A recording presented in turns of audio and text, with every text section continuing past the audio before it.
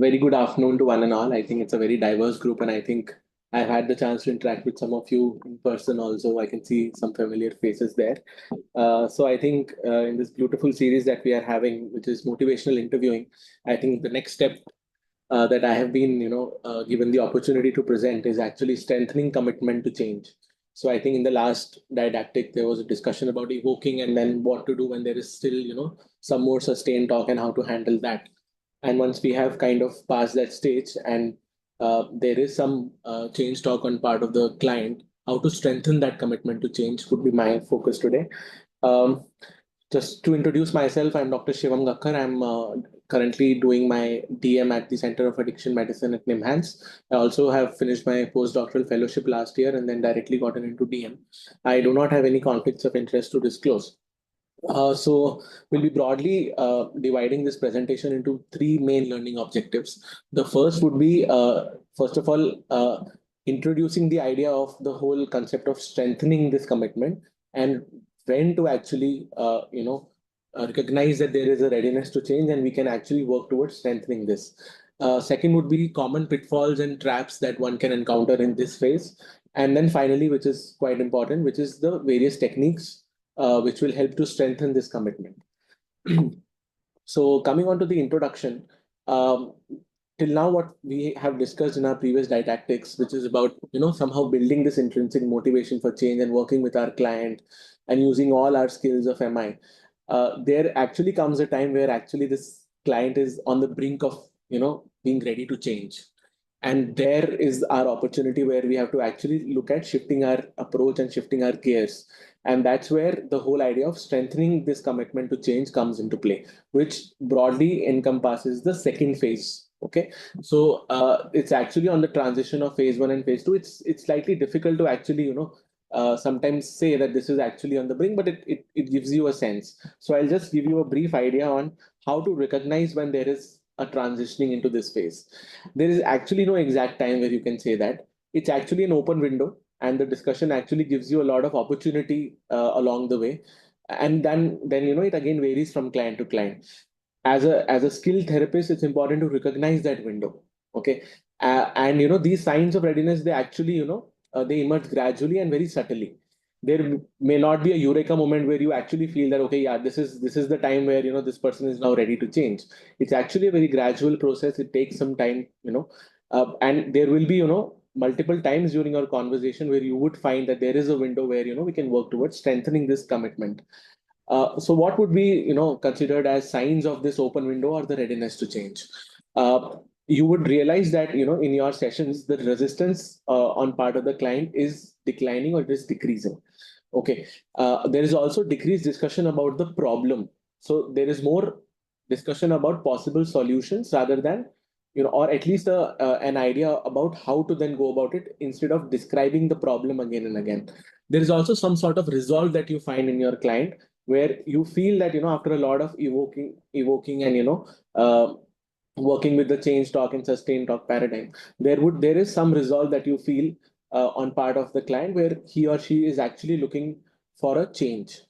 And also there is much more of change talk and questions about change which is coming up in the conversation rather than just sustain talk. And finally, envisioning basically meaning the client starts imagining his or her life with or without that substance, in this case without that substance, or when we are just talking about change, without that particular thing which he's worried about or wants to change about himself or herself. So that is envisioning, how would that be in the future if that is something I'm not doing. Okay, and then this person has also experimented. Maybe you have met this client in between two sessions. He or she had the opportunity to go to his place and try out, and he or she has experimented, and then the discussion is happening around that.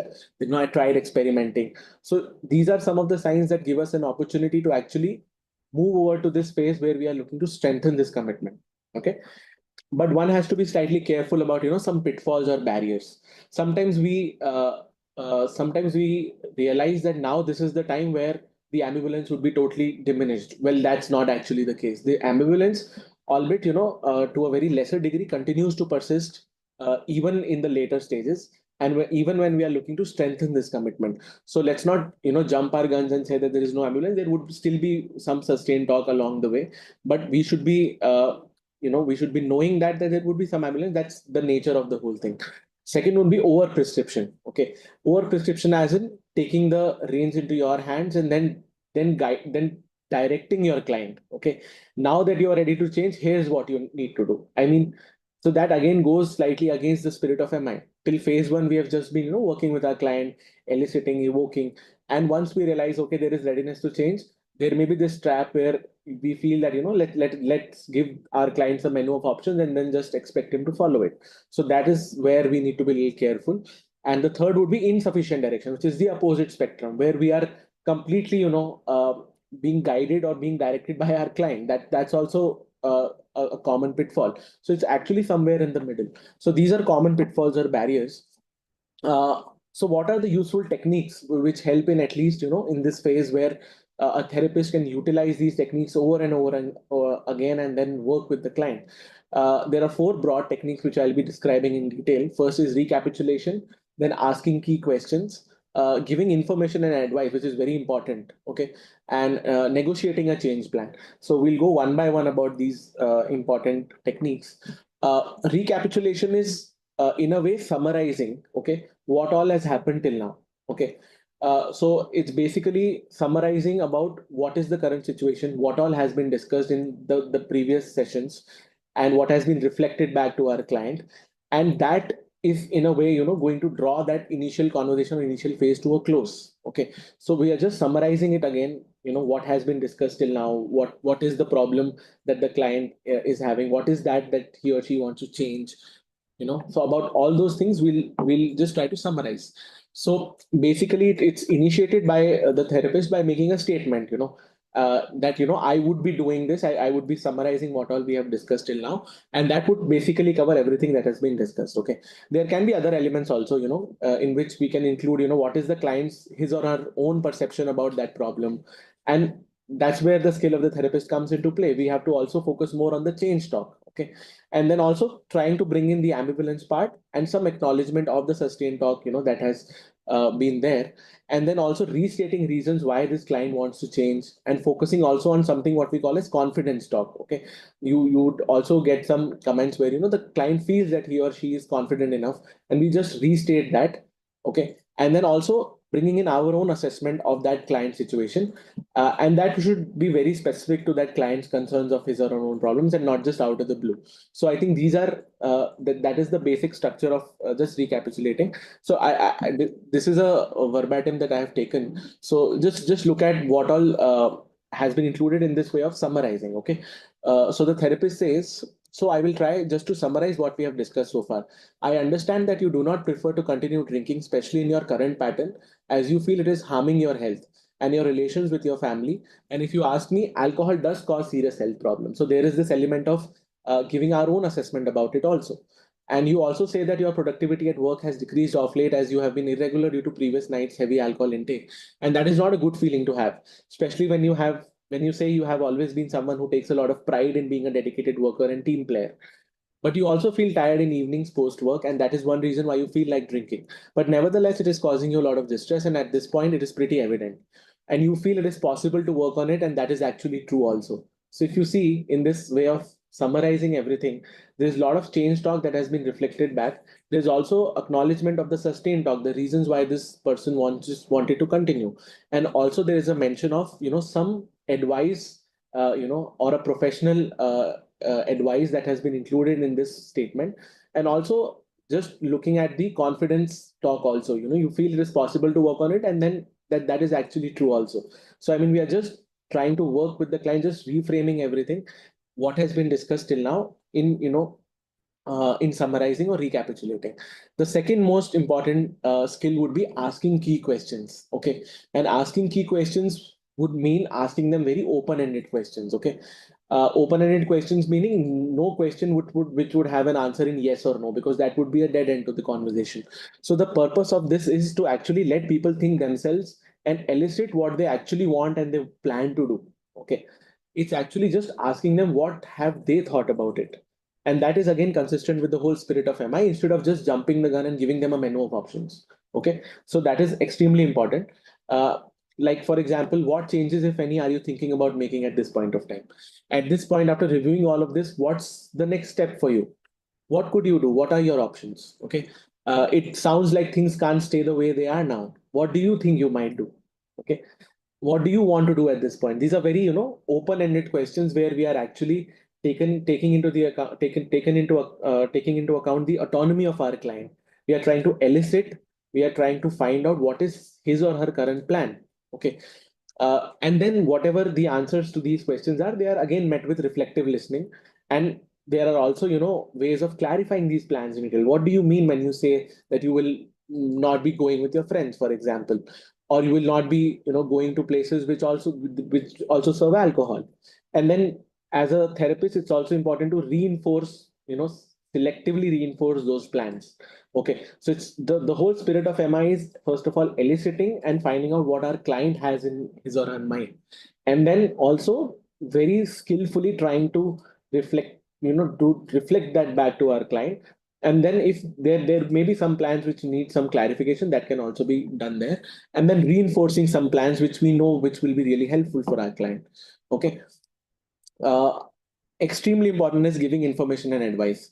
Sometimes, there is this notion that MI would actually mean the professional advice and the whatever information as an expert that we need to give, that cannot be given. No, that is actually not true. Okay, there are 2 points, where specifically one can actually advise. First of all, when a client asks for it, when a client has actually asked us, how do you think I can say no to my friends, for example?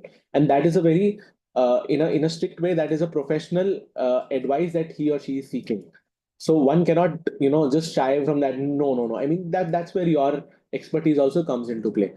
And second, when the therapist also identifies appropriate context, and then also ask for permission of the client before, giving up that piece of information. So the context of uh, everything is most important, where to actually pitch in your advice. It's not as if suddenly you get an idea and, we just try to just tell it to our client. That's not exactly what I mean when I say giving information and advice.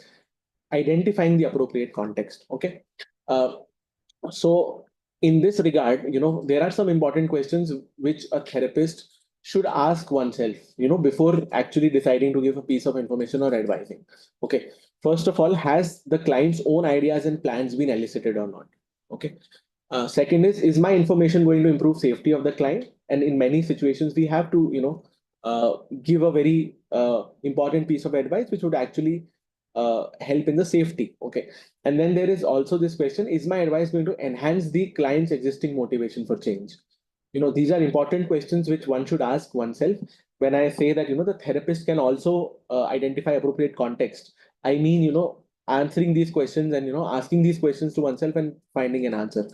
If yes, I mean, it's always important to ask permission before actually giving information. Okay, because we know, from what we know about MI, if we actually give a permission directly, without even asking for permission, there's every chance it can be met with a very opposite response. Okay, and that is where, we can again go back a little bit in terms of our progress. So there are ways of asking permission also. There is a direct way and there is an indirect ways also. Just to give examples of direct ways. Okay, I have an idea here that may or may not be relevant. Do you want to hear it? Okay, that's just asking our client. We have something to offer. you know do you want to hear what I have to offer? I think I understand what are all your concerns. Can I make a suggestion? Okay. So these are all very, with the spirit of MI, where we are keeping this autonomy also, the freedom of the client also, and we are looking at how we can also pitch in and, whether the client would be okay with that. These are very direct, permissions. There are also indirect ways, I don't know if this would work for you or not, but I can give you an idea of what some other people have done in your situation. Okay. Where, a direct, permission could actually be met with, it's difficult, then you can go in a more indirect way where you can just say that, this has worked for some people. Would you like me to tell you about the same thing that has worked for other people? And then that creates a sense of a relationship where the client also feels okay to kind of come on board. And majority of the times it's actually the case where the client says, oh well, of course, yeah, because you're also giving this option where, are you willing to listen to me or not? And that generally works. Okay. The next step would be then negotiating a change plan. Okay. So there is a change that is being, discussed upon, and the client has actually said that, there's something I want to change. And that, we are working towards strengthening this commitment.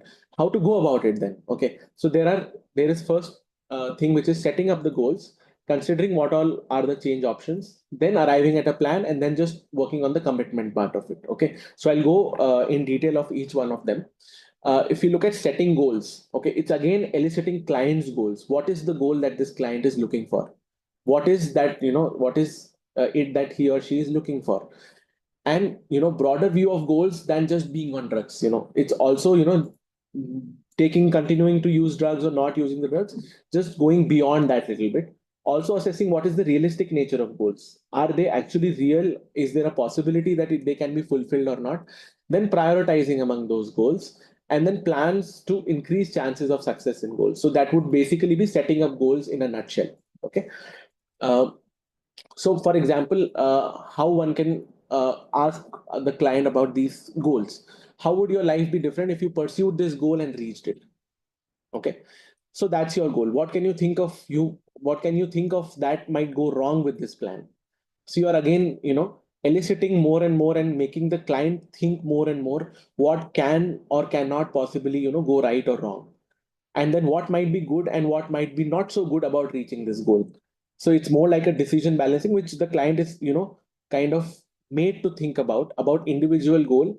And is there a possibility that there may be some things which may not be so good about this, the whole part of reaching this goal? Okay. Then we look at considering change options, how to go about it basically. And then that's again, that involves brainstorming with your client, evaluating possible change strategies with the client. Okay. And basically, sometimes the client only more or less comes up with some of the strategies. Okay. On some other occasions, it's actually the therapist who kind of gives some menu of options. Like, for example, here's a variety of possibilities that people have used successfully.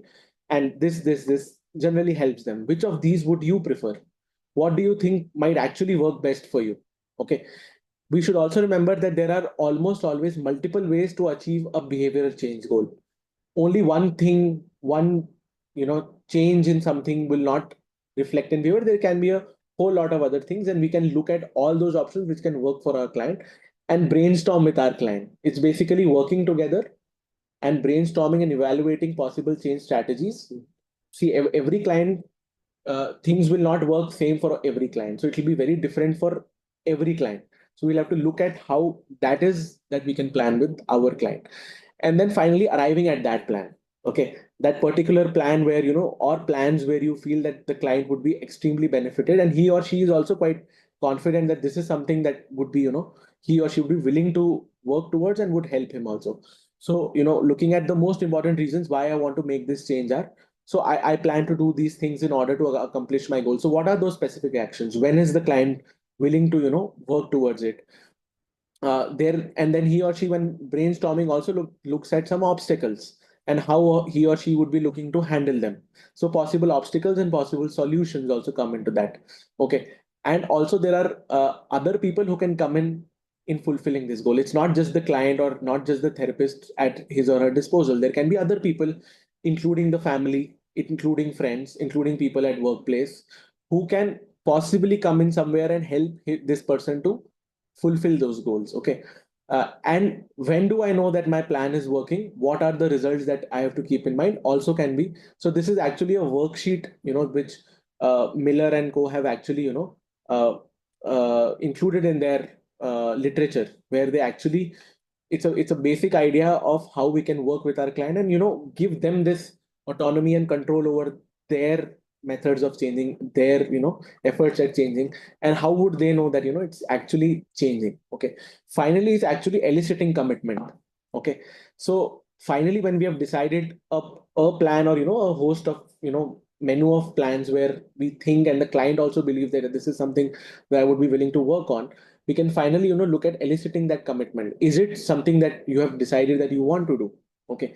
Now say there is one client who says yes. So that would actually mean that this is a commitment, and we can look at now making this commitment public. Okay. When I say making it public, it can actually involve, maybe the spouse, sometimes maybe other co-therapists, if the client is comfortable, just calling them over and just giving, just making it public to them that, the client has actually decided about this plan, and he or she would want to tell you also how he or she would want to go about it. Okay. In other case, if we are telling the spouse or some family member, it actually brings in some more support for our client. So we actually tell them that this is what we have discussed and this is how he or she wants to go about it. And then there can be some inputs from that person also. Okay. So that would give you more social support. Okay. And then we can look at role plays on verbalizing this commitment. Okay. And subsequently how we can go further with it. Sometimes even at that stage, the client may say, yeah, maybe, I mean, I guess so. I guess so. Maybe I think I'm committed to this change. It's important to not push it at that point of time. I mean, we know we have discussed a lot, it's important not to push the idea. It's also important to give them that autonomy and tell them to maybe come back later after maybe a few days in follow up. And then we can ask this question again. Instead of framing it like, have you decided yet? It gives a sense of, frustration that, we are kind of saying this, have you decided yet or no? A better way to ask this question is, what are you thinking at this point? you know is it something different from the last time that we had this conversation? Do you feel that this is something that you actually want to do and go about it in this way? And again, working on those lines. Okay. So just to summarize, I've just tried to cover the basic tenets of the techniques that we commonly use in just strengthening this motivation. Okay. So strengthening commitment to change is actually a second phase in MI.